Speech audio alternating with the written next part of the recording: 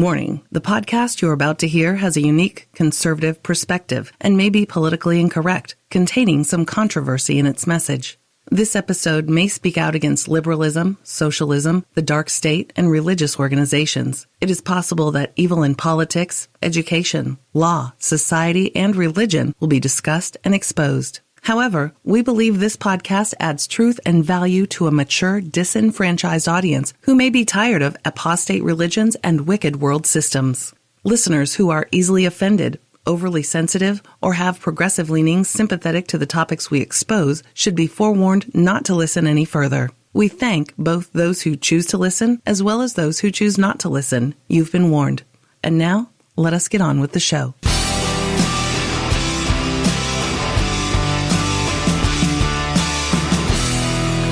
Freedom Friday hour on the Kapow Radio Show. Yes, yes, yes. And today is December 15th, 2017. And what a crazy set of topics we have. It's all about technology, robots, artificial intelligence, the whole bit. You know what? This agenda is just being pushed so hard, Miss Kapow. It certainly is. Every day I read something, some article, some headline about artificial intelligence. Yep. Or robots. Oh, yeah.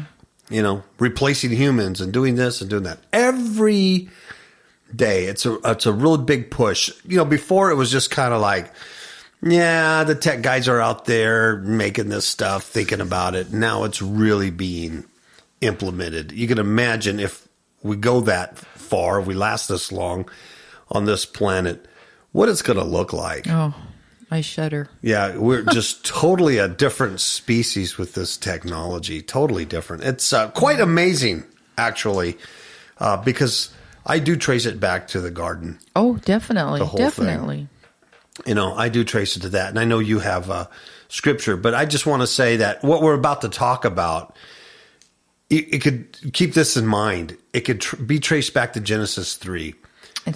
Yeah. And, you know, the serpent, he's in the garden.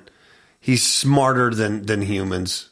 He's smarter than any other beast in the field, you know, and he goes up to the woman and he says, hey, you know, did God, Yahweh, the creator God, you know, Elohim, did he really say you should not eat of every tree in the garden? She said, well, you know, yeah, not, you know, all the trees except this one.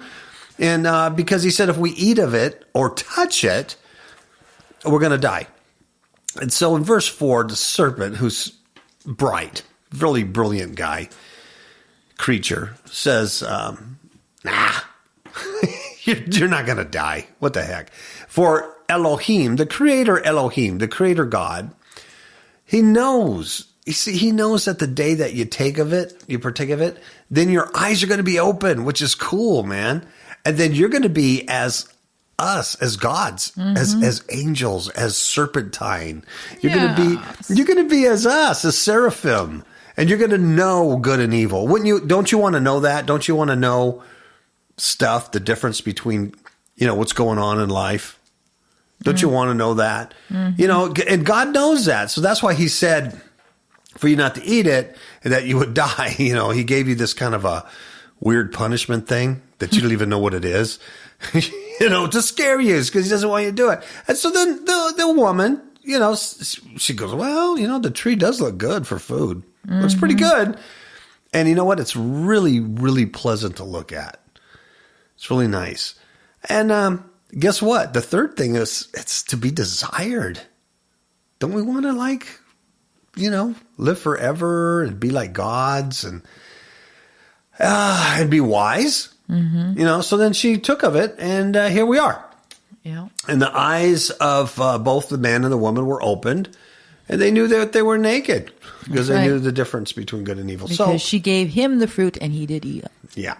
So that's where we're all today. We are as gods. We already are as little g gods. We already are as the serpents. We do know good and evil. Yeah. And here it is. So that's what we're going to talk about. And it really all stems from that. And here we are today. And it's a big consummation of it. It's like the days of Noah, you know, with the Nephilim and the mixture of human and angelic DNA and stuff. It's all this technology is producing more and more of that as we get to the close of this. And once age. again, it's about deception. The scriptures I have, I'm going to start off with Zechariah 8:16, where it says, "These are the things that ye shall do. Speak ye every man the truth to his neighbor, and execute the judgment of truth and peace in your gates. And let none of you imagine evil in your hearts against his neighbor, and love no false oath. For all these things that I hate, saith the Lord." Psalms 52, "Thy tongue devises mischiefs, like a sharp razor working deceitfully." Proverbs 10, "He that walketh uprightly walketh surely, but he that perverteth his ways shall be known." Proverbs 11, "The integrity of the upright shall guide them, but the perverseness of transgressors shall destroy them." Proverbs 12, "Lying lips are an abomination unto the Lord, but they that deal truly are his delight." And then Mark 7:20 says that that which cometh out of the man shall defile the man. And then in Romans, it's at 12, it says, "And be not conformed to this world, but ye be transformed by the renewing of your mind, that ye may prove that good and acceptable and perfect will of God." Galatians 5, "I say then, walk in the Spirit, and ye shall not fulfill the lust of the flesh." Galatians 6, "Be not deceived, God is not mocked. For whatsoever a man soweth, that shall he also reap." And Colossians 3:9, "Lie not one to another, seeing that ye have put off the old man with his deeds." And James 1:22, "But be ye doers of the word, and not hearers only, deceiving your own selves." Wow. That's the word of God there. It lays down the foundation of everything else, and that's why we have this alternative perspective on current events, politics, news. Because the devil would want us deceived. Our flesh would want us deceived. The world wants to deceive us. And the only way to not be deceived, which Christ even told us to be aware of, is this deception. And the only way to do that is to be in Christ Jesus, and to walk in the Spirit and not in the flesh, and to be doers of the word. Yeah. Or else you partake of the deception, and then you give into your fleshly nature and become little g God reptilians running around. And, the thing is, it does lead to death. It leads to physical death and eternal death. Yeah. They can't deny. Humans can argue and debate all they want about eternal death or eternal life, okay? But they can't argue about physical death. It's been going on for millenniums. It just it's going to happen.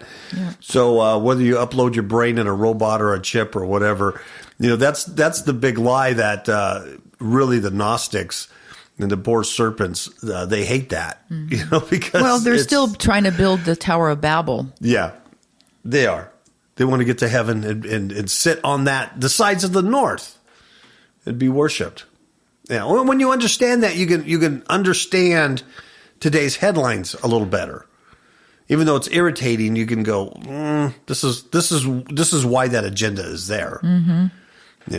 And this is why you can't ignore it. It's there. You need to be aware of it, but you don't have to be part of it. Right? Right. Let's do the first article. Okay. Well, I want to start off with homeless people. If you are from California, any major city in California, there's homeless everywhere, and probably other parts of the country too, major cities and things like that. And even in our little small town, you see a few of them. But nowhere near like where we came from. It was just something, you kind of, I want to say like grew up with. I mean, there was people all the time. And then as a police officer in, Long Beach and then also in Riverside, the homeless population was always there. And, for law enforcement, the thing is, it's not a crime to be mentally ill. So a lot of these people were mentally ill, and, some of them were homeless because they were really down and out, but some of them were homeless because they wanted to be, believe it or not. They chose to drop out of society and live that way. And not all of them, but some of them did. And at least in Riverside, they had a big homeless encampment in the riverbed. And they would all go there.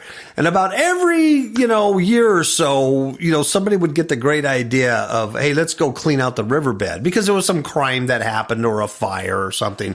There was a bunch of overgrown bamboo down there. So the police would go down there and they'd go with probation officers and everything, and they'd arrest all these people on warrants and they'd clean it all up, right? And then you would find that all these homeless people would then come into the city and started camping in front of businesses and even private property and stuff. And so what you found out, it was like squeezing a water balloon. You could squeeze one in, but they got to go somewhere.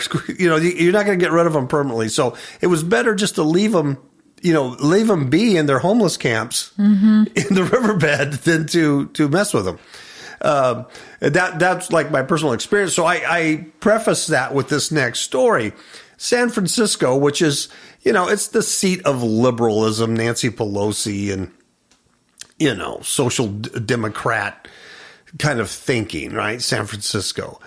California in general is very, light on crime and things like that. And they're a sanctuary city and they want to love everybody.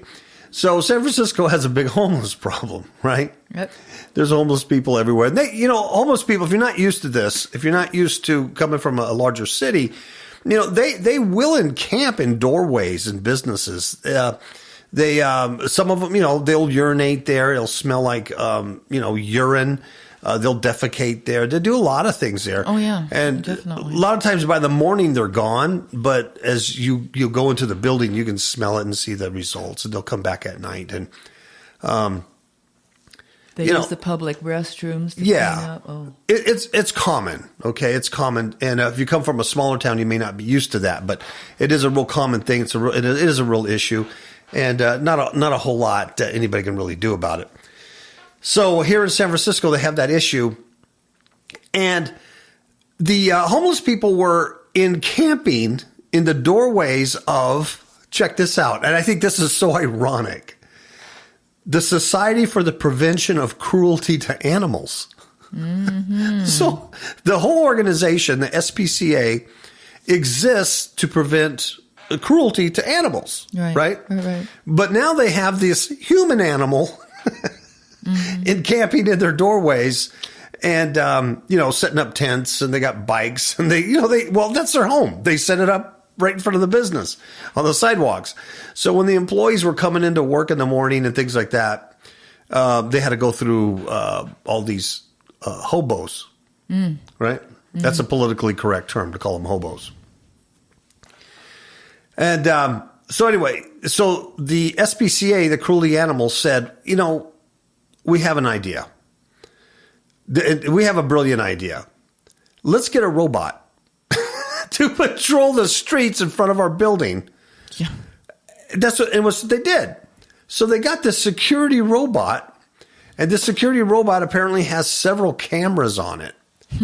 And what it does is it films and records everything around it. And so they thought this would be a deterrent for the homeless people hanging out in front of their building, right? Yeah. So here's what's happening. This robot was patrolling the streets there in San Francisco, and its purpose was to ward off the homeless. And but the locals, whoever the locals are, I don't know if they were the homeless people or just other local people, it doesn't say. But what they did is, they knocked over the security robot. They knocked it over. They brutalized it. They bullied it. They assaulted it. And they smeared feces on it. So, I don't know. Yeah. I don't have much sympathy for people who want to smear their poop on things. Yeah. Nasty. Yeah. Nasty. Coochie. So this little robot was a Nightscope K5 security robot, and it weighed 400 pounds, and it was operating in the public realm on the sidewalk without a permit. And so the company, SPCA, was now threatened with a $1,000 a day fine if they kept it. And the presence also angered the local community, who took to social media to complain. Now, if you're homeless and you're sleeping in a doorway of a business and urinating and using that as a bathroom, I don't know how you have access to local media or social media, but apparently some do. You know, they still have their Obama phone or whatever. I don't know. So anyway, they attacked the thing. They doused the sensors with barbecue sauce. They knocked it over. They threw a tarp over it. They saw feces smeared all over it. Yeah. And the whole bit. So that was the reaction. So the SPCA, said, look we're having a hard time. The police hands are tied. We can't even get to work anymore. Mm-hmm. So that's why we had this little robot.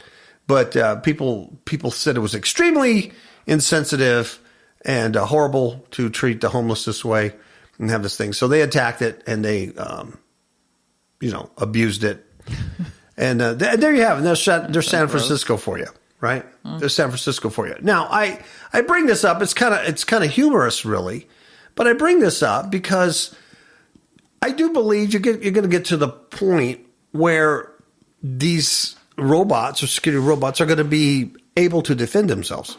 Oh yeah, they're working on that. Yeah. Now this one didn't work because it was on the public sidewalk, and you're in an area like San Francisco that's very liberal. And they'd rather see the SPCA, close down and quit helping animals than, spend those tax money to do something with the homeless. I don't know. Nancy Pelosi's probably not sheltering any homeless people in her, mansion. Wasn't Cher Bono supposed to do that? I think so. Didn't Cher say she would house illegal immigrants? Yes, she did. Yeah, yes, I never heard any follow-up on that. No. Mm-mm. So anyway, it's just, you're going to get to the point, and I really believe this, that these things will be able to be armed and fight back. Because they'll be able to think and reason. Yeah, and if they're threatened, then they can either tase or pepper spray or, I think shoot. Sonia even said that. Yeah, she did. Basically. Sophia. Yeah. Sorry. Well, Sonia is the Mexican version of artificial intelligence, and Sophia is the Greek version. So I like Sonia because that robot can actually make tortillas. Whereas the Greek one is what? Here's some yogurt. Yeah, I don't know. How about this guy? This guy named Brian Johnson. Oh, this one's an interesting one. It's Humans 2.0. Now, Brian Johnson is an entrepreneur, and he wants to put a chip in your brain, folks. Chip. The only chip I like is chip and salsa. Yeah, now a chocolate chip ain't bad. Oh, there you have it. That goes beyond. That goes above the chocolate chip. The chip and salsa. Now, you put it in the mouth orifice, and it's close enough to the brain for the brain to sense the delicious. It's a good thing. Buttery flavor. But this is not what we're talking about, Ms. Capel. No. This ain't that kind of chip. No. So don't get excited. I see you there. Your pupils are dilated. Your hair's it's getting crazy. Brian Johnson is an ex-Mormon. Did you know he's an ex-Mormon? He left the faith. Yeah, I thought that was kind of interesting. Yes, but he was a Mormon and he did missionary work in, I don't know, somewhere. Venezuela or Guadalajara or I don't know, somewhere there. And he saw people in need. He saw need. And he realized that his vision of heaven wasn't going to happen. He left the faith after a while. I don't know what happened. And so he realized that the closest he was going to get to heaven was right here on earth. Okay? Wow. What does that sound like? Genesis 3:50. Your eyes will be open. Don't worry about it. So Brian Johnson, and I hate to offend anybody here, he was an ex-Mormon, so he was already deceived once. He was deceived once because that's a false religion. Oh my God, they believe some weird stuff. Holy cow. It's really cool for men, though. It's a cool religion for men if you don't mind paying, a lot of money to your church.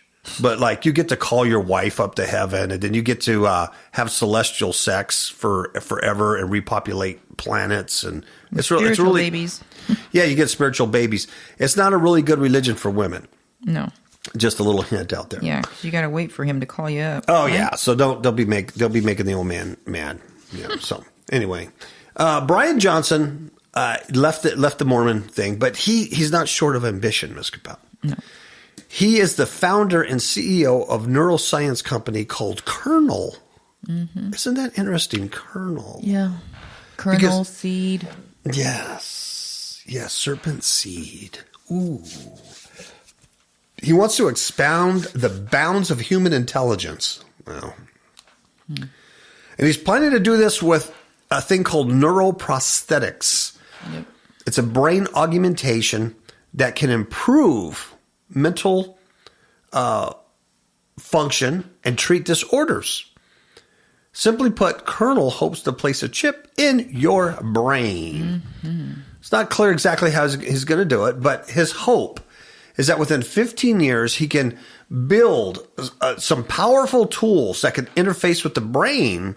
And he says, can I increase my rate of learning, my scope of imagination, and ability to love?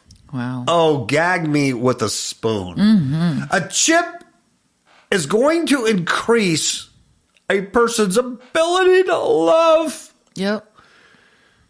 And maybe the SPCA could use some chips to increase their ability to love the homeless people that are defecating in their building. Mm-hmm. I'm just saying. And maybe the homeless people can use this chip so they quit abusing the robots. Exactly. And this chip, hopefully, can help us understand what it's like to live in a 10-dimensional reality. What does that mean? I don't know. What does he know that you and I don't know? I don't know. I mean, to actually use that term, 10-dimensional reality, we're going to have to Google that and research that later on. Because that's interesting because, I don't think he just said that. There's something he knows. So those are the questions he asked. And, of course, along with that, can we, cure neurological disease and dysfunction? Sure. That's always good for you. That's always that. Yeah, it's always good for you. And he uses the term brain chip. And company is developing this. He's trying to figure this out. But check who this guy is. This is who he is. When he was 30 years old, when he was at university, he's from Utah. I'm not sure where he went to school, but he's from Utah. When he was a student, he made a bunch of money selling mobile phones to other students. So he's pretty good with business. And by age 30, he had founded an online payment company named Braintree. He's really into the brain, isn't he? Isn't that interesting how he was selected? Yeah. He was selected. He founds a company called Braintree. 6 years later, remember, he's 30 years old. So now he's 36 years old. He sells it to PayPal for $800 million. That's a good little paycheck right there. Yes. That's who this guy is. So you cannot tell me they're not taken care of, that they're not set up, they're not groomed to be the reptilian agenda. Wow. 800 million. So he takes a measly 100 million of that, and he creates this company in 2016 called Kernel, and he employs 30 people. What a great guy. Mm-hmm. So he's mega rich, folks. And he's going to put a chip in your brain, in your kid's brain too. And like I said, I mentioned the whole Mormon connection before, and he had left the faith, and he says he wants to build heaven on earth while he's alive. And when he was a Mormon missionary, he looked at the landscape of human history, and he saw how we treated each other and our shared home, earth. Mm-hmm. And he says, we have to do better. We have to do better. And it's also deeply personal for him because he has suffered. Now, this guy who's multi-rich and very clever suffered from depression from age 24 to 34. And his father had health issues and addictions and all this stuff. So now he thinks he's going to, help people and change all this. Yeah. Yeah. Is he going to be successful? Probably. It's probably is. And, he says Kernel is a for-profit company. So he wants to create a usable product that would be inexpensive and that everybody can take, not just rich people. Everybody can have this implanted, and then it would create an equal playing field, right? Mm-hmm. So that's where we're going with that. I typed in that 10-dimensional reality, and there was something interesting. I mean, we would have to do some research on it, but it says here that over 2,000 years ago, the Zohar was well aware of the 10 dimensions that make up the universe, as we can clearly see. As science has caught up, a concept that at one time would have boggled people's minds has become the prevalent explanation of how the universe works. And that's all. Then I went to another website where it says the 10-dimensional universe is understanding how it's all connected via geometrically ordered divinity. And if you take that, it spells God, G-O-D. Oh. In the fractal geometricized universe. That term too, geometric, was used by Sophia. And I forgot what the sentence she said, but she said basically artificial intelligence would geometrically increase or something like that. That's interesting that the language is the same. Maybe this guy's a synth. Maybe he's a robot himself or a synthetic. Could be. And they have this quote by some guy named Buckminster Fuller. I love and that he says, Buck. You never change things by fighting the existing reality. To change something, build a new model that makes the existing model obsolete. So that'll be good, the little research project. Well, so the 10-dimensional theory concept comes from Zohar. Wow. Now, somehow that's connected to, I'm just spitballing off the top of my head here because I can't remember all this stuff. Kabbalistic Judaism. Yes. You see where I'm going with this? Yeah. It's all occult. It's all occult. It's all Satanism. It's all fallen angel technology. It's interesting when you catch these little buzzwords, huh? Because they're trying to be slick and they say something like that and it's easy to read over it. Yeah. But it's like, why would you say 10-dimensional? 10 dimensions. But see, it all has to do with CERN and the creating of the AI, which creates little robot gods, and it's all related. It's the transhumanism, basically. Yep. It's this guy's doing Mormon transhumanism, but it's all transhumanism. Unfolding. Yeah, it's like the days of Noah. The sons of God saw that the daughters of men were fair, and they came in unto them and created this race of Nephilim. They were giants in the land, and they consumed regular humans, cannibalized everything, and they sinned against beasts also, birds, fish, reptiles. That's in Enoch.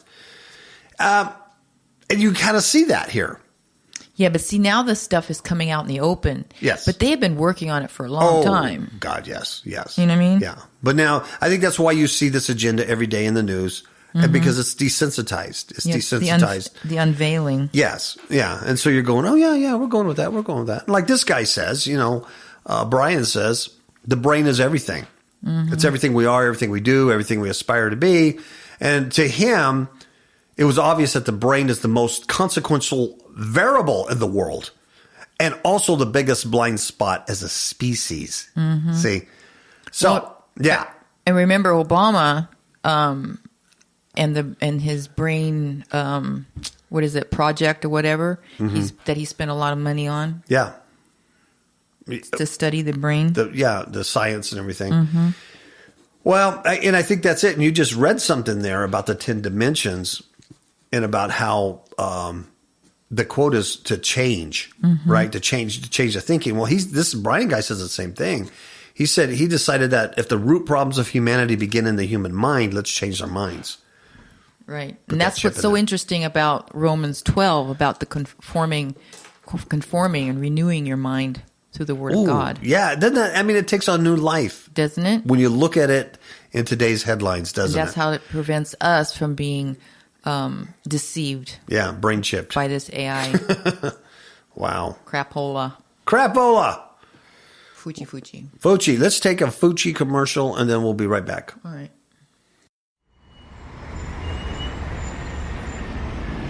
I don't know what all this fuss is about these pestilence. I think the scientists are doing a great job. Clueless, in the dark, I think the government's doing a good job. Have no idea what is really going on? I have an app for that. Kapow Radio Show app for iPhone and iPad. Kapow Radio Show app for Android. Get the app. Get a clue. Hey, Vinny. I love politicians. I think they've got my best interest in mind. Get the app. Get a clue. FifthHookMedia.com. Okay, we're back. That was a short commercial, Ms. Kapow. Yeah, it was. Let's continue with artificial intelligence.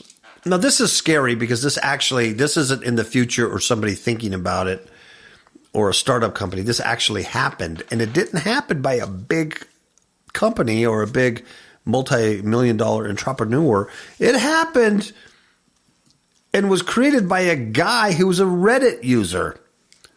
And I forget what his screen name is, but it has something to do with fake. And Deep Fakes is his name. Deep Fakes, a Reddit user. Wow. But here's what he did. He used artificial intelligence and he created fake porn. And why this is important is because he used an algorithm that put that actress Gal Gadot, she played Wonder Woman apparently. Oh, yeah. This algorithm from this computer put her face onto the body of another adult movie star, a porn movie star, and created a small porn clip that looked like her. And why that's important is, earlier Ms. Kapow read those scriptures about deception. Mm-hmm. Oh, this is amazing. And here's how he did it. He used artificial intelligence on a computer and he trained it to watch all these different porn videos. And then he also used it and he trained it to concentrate on images of her. And he got images of her that were available from the internet, Google, YouTube, all that stuff. So he didn't have anything special. Mm-mm. And then he used that to recreate her face on the body of the stuff it had learned from the porn things. Well, see how much that is about. That's manipulation. It's witchcraft. Yeah, it absolutely is. You know what I mean? And they can fabricate anything they want now. And that's what's so frightening, because you're watching something and you always have to question, is this even real? Mm-hmm. Is this even real, what I'm seeing? I mean, some of it's really obvious that it's not, but other things are not, So when the real thing does come along, you really don't know. What's troubling about this is that I guess this was pretty easy for him to do. Like I said, this isn't some big company. So anyway, the story says it's a troubling video that appears. That it shows Gal Gadot performing a short adult film, and it's shed startling light on what could happen when machine learning falls into the wrong hands. No! That could never happen. So this Reddit user named Deep Fakes, it features a woman who takes on the rough likeness of Gadot with the actor's face overlaid on another person's head. But I guess it's done so well you can't tell. Mm-hmm. And it was made by the machine learning algorithms on stock photos, like I said, from Google searches, YouTube, things like that. Mm-hmm. And the technique is apparently no longer rocket science. I mean, a regular person could do this. Now, I've seen a little bit of the clip on my computer, just a little bit of it. And I can't tell that that's not that person's face. No. Yeah, I can't tell that that's not that person's face. Mm-mm. It looks like a person. It's very well done. Yeah. So the video was spotted by Motherboard, and it might not fool anyone, but it's a stark reminder of the growing concerns over the ease with which machine learning could be used to create fake porn starring a particular person without their consent, along with other malicious intent. And it's not the first. Deepfakes has made similar videos of other stars, also including Taylor Swift, some other actresses, and these other people have notified the companies and blah blah blah. And he relied on open source machine learning tools to create the fake porn videos. And like I said, it was trained on real videos and then images of Gal Gadot, allowing it to create an approximation of the actor's face that can be applied to the moving figure in the video. And he did that all on his own, sitting in the basement of his mother's house. Wow. Yeah, amazing. So you can see what the concern is. I mean, you can blackmail people. You could put, people's faces. It's actually very scary. Yeah. Especially when you start later on, we're going to talk about some other Minority Report AI stuff coming out. Mm-hmm. And so, hey, you committed this crime. Well, no, I didn't. Well, we got proof you did. Yeah. Is this you? Mm-hmm. Well, yes, my face, but I'm not the one robbing that bank. Well, our video says different. Yeah. Try to fight that. Yeah. So, and here's just one person, a single programmer who did this. That's not something in the future or something we're working on. So our technology is really, really, this star technology is really exponentially increased here recently. Mm-hmm. With just really 2017, we made huge leaps in it. It's scary, Miss Powell. It really is. Miss Powell. Horrible. Okay, we'll just parlay right into this artificial intelligence machine. People know what we talk about. The Minority Report. There was a movie, and I don't know what year it was. Who cares? It starred that handsome man, Tom Cruise. Tom Cruise, the Scientologist. Tom Cruise played a cop in the future, and the Minority Report was about pre-crime. And so they would get this information from the oracles, from the computer machines, and they would actually see this person committing a crime, murdering his wife or something like that. So their job was to go out before he did it and then arrest them. Mm-hmm. Pre-crime. So that's what the Minority Report. I won't do a spoiler alert, but the movie goes on and it gets really interesting with Tom. Yes. So this particular story is about the Minority Report. Artificial intelligence machine can identify 2 billion. That's a lot of people. 2 billion people. How long does it take for it to identify them? Not very long. Seconds. It matters seconds. Seconds. Once again, this isn't something that's future that they're working on. This is something that is. Mm-hmm. It exists now. Mm-hmm. Because they've been working on it for a while now. Mm-hmm. This is a tech company called Yitu. Yitu. It's Y-I-T-U. Yitu. Yitu Technology has made an AI algorithm that can connect to millions of surveillance cameras and instantly recognize people. There was a show that Miss Kapow and I watched maybe a year and a half ago, 2 years ago, called Person of Interest. Remember that one? Yes, I think that was about 2 years ago. Yeah, Person of Interest. I don't even know the actors or who it was. The guy that played Jesus in the that's right. In the Passion. Jim Carvelli, Carvalho, like or whatever like that. And what that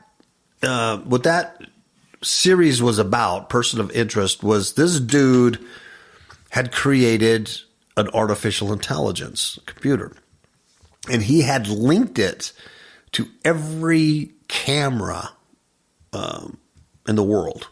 And so this thing knew everything and developed in its own personality in a little bit. And their job, it was almost like a Minority Report. Their job was kind of like a pre-crime thing too. But they used this artificial intelligence in they got a name or a number or something of who's the criminal, and their job was to go out and then deal with it. Right? Mm-hmm. And then as the series went on, a counterintelligence evil thing came up and tried to kill the good intelligence, and it got all sideways in a whole bit. But anyway, this is the stuff movies were made out of, right? No more. This has actually connected to millions of surveillance cameras. It's just like that series, Person of Interest. And the company is based in Shanghai, China. And check out the name, Ms. Kapow. It's called Dragonfly Eye. Dragonfly Eye. You see the clues? It's a clue. Dragonfly Eye. Dragon Eye. It's reptilian. It's fallen angel. It's seraphim. It's the serpent in the garden. I don't know why they do that. I don't know why they just don't like totally hide. I guess it's pride. You know? Yeah. I don't know why they play their hand, but they do all the time. Dragonfly Eye. It scans through millions of photographs that have been logged in the country's national database. Huh. And those of you who have your personal faces up on Facebook and Instagram or whatever else you're using, think hard about what kind of pictures you're putting up there, folks. Yeah. Seriously, man. Seriously. I'm not going to get into details on this, but ask Ms. Kapow if this is not true. Have I not for months been reducing our digital footprint? Yep. I even paid companies to reduce. Yeah, I paid money, outside money, to be reduced. Be hard pressed to find a picture of me or Ms. Kapow out there now. But yeah, it's crazy. I'll talk about that later in some other secret episodes because it's not for public consumption. Because I know some stuff, Yeah. and I know some places to go that can help shield you from certain things. But I don't want to talk. I'm not being dramatic here. It's not for public consumption because I don't want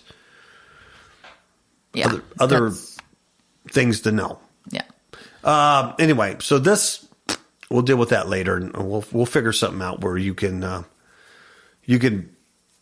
get like a code to listen to the podcast or something. It'll be a private podcast. It'll give you a code, but there'll be a way to do it. Anyway, the company based in China can scan millions of photographs that have been logged in the country's database. This means it has a collection of 1.8 billion photos on file, including visitors to the country and those taken at ports and airports. Not a whole lot you can do about that. You visit a country and, what are you going to do? They got cameras everywhere. They got your face. You could reduce your footprint all you want, but, you can't totally disappear from the internet. You got to understand that. In my research and in my endeavors here to disappear, I've discovered that our dead parents who've never – I have a dead father who never once laid a finger on a computer keyboard. Never. He never sent an email. He never played a game. He never touched a computer. That was not his thing. And yet he's on the internet. Mm-hmm. You can find obviously they input that kind of stuff from the census and, Yeah. DMV and all that. Yeah. That he was involved in. Yeah, you can find him. And same thing with Ms. Kapow's parents and uncles and things like that. It's people who never had anything to do with anything. It's amazing what they know about you and they track. So you can't totally disappear, but you can reduce your footprint and you can blur it. That's the thing. And here's why. Here's why. This company, this artificial intelligence, may have gained access to the photos of every one of Hong Kong's identity card holders. Mm-hmm. Every one. It's cutting edge technology, and it's being used to track down criminals.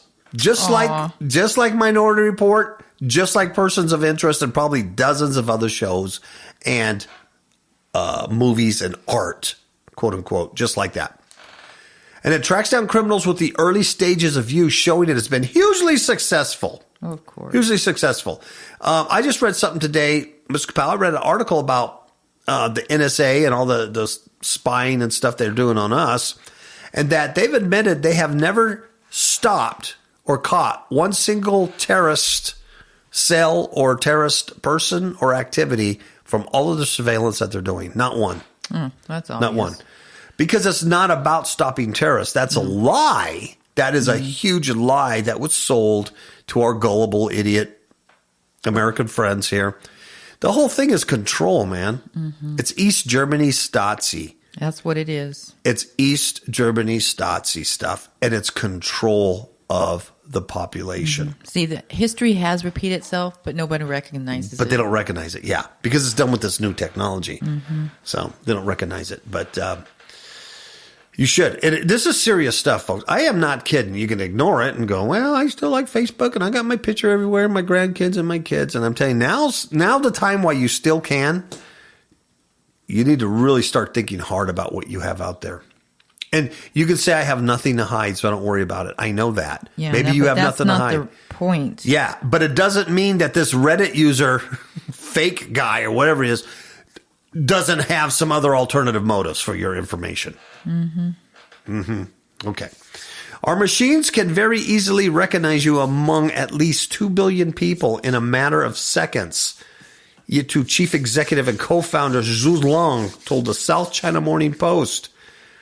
Which would have been, this is a good statement here. He says, which would have been unbelievable just 3 years ago. 3 years ago. That's not That's a not long time. No, that's not like, this would have been unimaginable 20 years ago, 50 years ago, 100 years ago, 3 years ago. 3 years ago. What, 2014, 2015? 2015. You couldn't even have imagined an artificial intelligence accessing the pictures and recognizing 2 billion people in seconds in 2015. But here in late 2017, it's a reality and it's online. Oh, come on. It's reported that the first day, Dragonfly Eye. My God, that's creepy. Dragonfly Eye was in operation in Shanghai's metro. It was able to track a man wanted by cops and sent police to his exact location. Really, folks? A further 567 suspected criminals were nabbed on the city's subway system. See? And we just had the mad bomber here in New York City subway that went awry. But had he had a good bomb or knew really what he was doing, a lot of people would have been killed.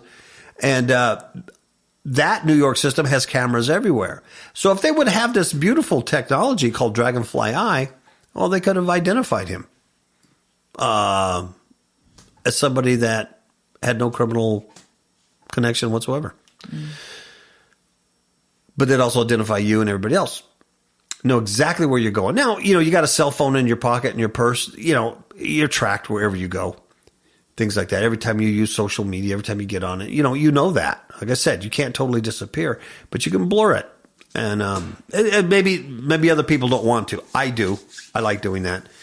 And I think it's important for where we're going here. I agree. The CEO says, he continues, he says, let's say that we live in Shanghai, a city of 24 million people. It's challenging for the government to police such a large population, and it would be impossible without technology, even when we have many cameras installed. It's a hard task. It is impossible because who's watching these video feeds, these live cameras all the time? Live. Who's watching that? Who has the brain power to do that? Only a machine. He says you can't watch all the videos, and doing a search is very time-consuming and requires too many resources to get meaningful results from such a huge amount of data. But artificial intelligence can do it easily and by using existing infrastructure. And the future of the Dragonfly technology doesn't stop at catching criminals. Ooh, it doesn't. What else does it do? It can identify people at ATM machines, making or carrying a bank card is a thing of the past. Wow. He added, people waste time discussing whether it's all hype or the real thing, but facial recognition already shows how real it can get. In 2015, AI had already beaten humans in face verification tasks.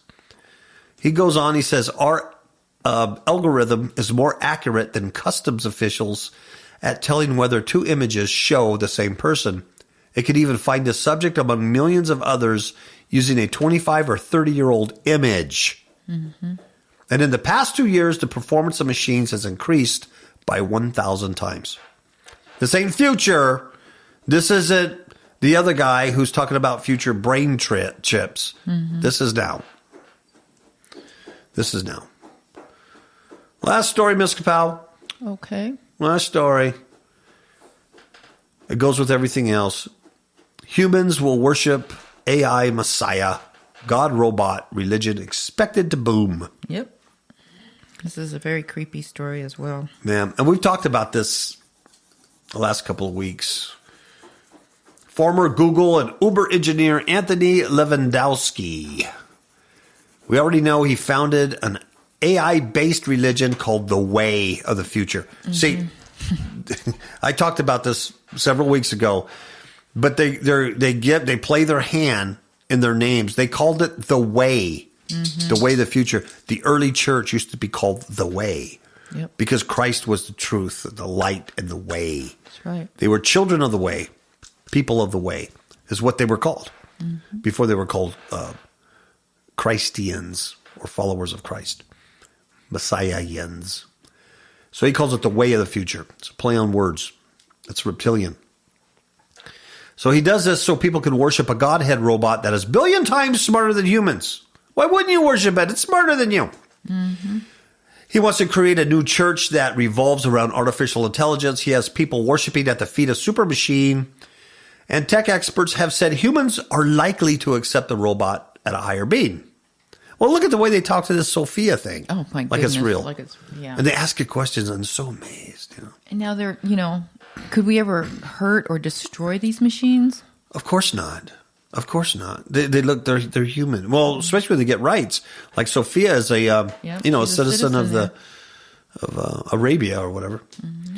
John Mitchell is a lawyer, and he's also an artificial intelligence expert. And he said that human beings in general this is a quote, they tend to worship supreme understanding. Worship in power. Yeah. In intelligence. He claims the same drive that compels people to believe in God and follow religions will also work for AI. He explains, we believe there must be some higher power that causes lightning, sunsets, and crashing waves, or at least speaks at the bottom of our beings rather than ignore them as ho-hum background. Now, it's amazing that he would say that because there is a higher power that created lightning and sunsets and crashing waves and that beautiful tree in your backyard. But no one's looking to him, the creator God. We're going to create our own and worship that. Reject the real God and create your own. Yeah. Like Romans, right? Like Paul writes in Romans. Exactly. And then they think of themselves to be wise. They became idiots. They became gorillas. Yep. De-evolved.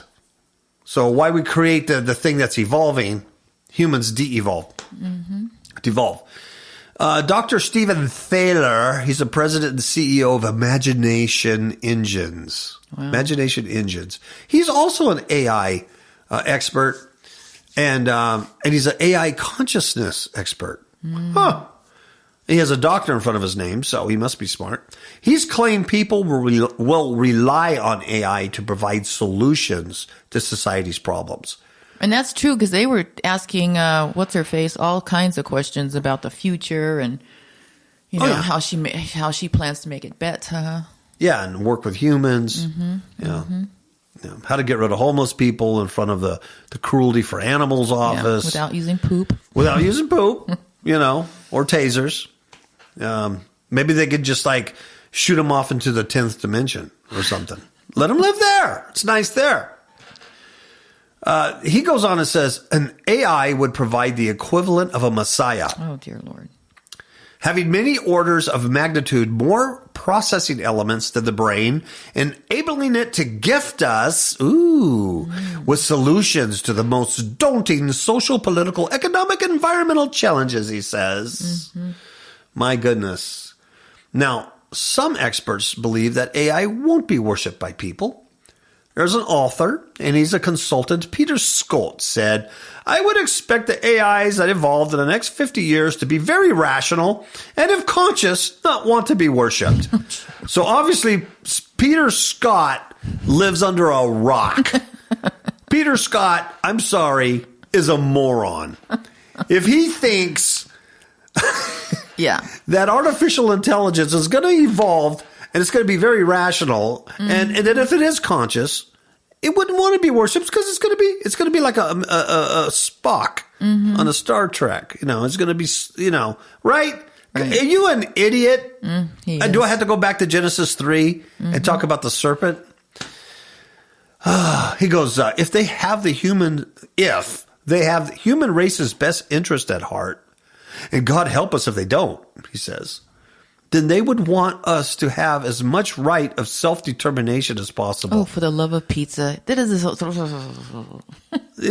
You know what? He's not an AI expert. He's just an author and a consultant. I don't even know who Peter Scott is. Maybe he wrote the article. He's brain dead. He needs a chip because he's not thinking right. Chips and salsa. Yeah, he's not thinking right, man, because anybody can see the writing on this wall. The Way of the Future founder unveiled his plan for his super religion last month. And he said, this is Lewandowski or whatever his name is. He said, what is going to be created will effectively be a god. It's not a god in the sense that it makes lightning or causes hurricanes. But if there is something a billion times smarter than the smartest human, what else are you gonna call it? That just gave me the heebie-jeebies. What else are you gonna call it? Now, the serpent was more subtle than any beast of the field which the Lord God had made. Jesus. And he said unto the woman, yea, hath God said, ye shall not eat of every tree of the garden? And the woman said unto the serpent, we may eat of the fruit of the trees of the garden, but of the fruit of the tree which is in the midst of the garden, God hath said, you shall not eat of it, neither shall you touch it, lest you die. And then the serpent said, come on, you're surely not going to die. For God knows that in the day you eat, your eyes are going to be open, man, and you shall be as gods, knowing good and evil. Then the woman saw the tree was good for food, it was pleasant to the eyes, and a tree to be desired, to make one wise. She took of the fruit and did eat, give it also to her old man with her, and he did eat. And the eyes of them both were open, and they knew that they were naked, and they sewed fig leaves together and made themselves aprons. And then they heard the voice, of the Creator Elohim, walking in the garden in the cool of the day, and Adam and his wife, what did they do? Did they run to Elohim and go, look at us, we now know stuff. Look at us, we have AI. Look at us, we're smart. Nope. What did they do? They hid themselves. They hid from the presence of the Lord. That's your clue. Mm-hmm. They hid among the trees, and the Lord called unto them, where are you? And I was afraid because I was naked. God said, why? Who told you were naked? And well, the woman gave me room. And she said, the serpent. And the blame game started. Mm-hmm. Yeah, that's how it started. The serpent beguiled me. So after she ate of it, and he ate of it, and their eyes were open, did they then go, well, we're going to hide from God because we got a better life and we know a lot? No, they knew right away that they were beguiled. Yeah. They knew right away. See, our problem is we don't know we're beguiled. We've lost the beguiledness of it. Where'd the beguiledness go? Yeah, we lost it. So anyway, then the curse happens, and there's envy, serpent seed. We know all this stuff. Okay, so that's it in a nutshell.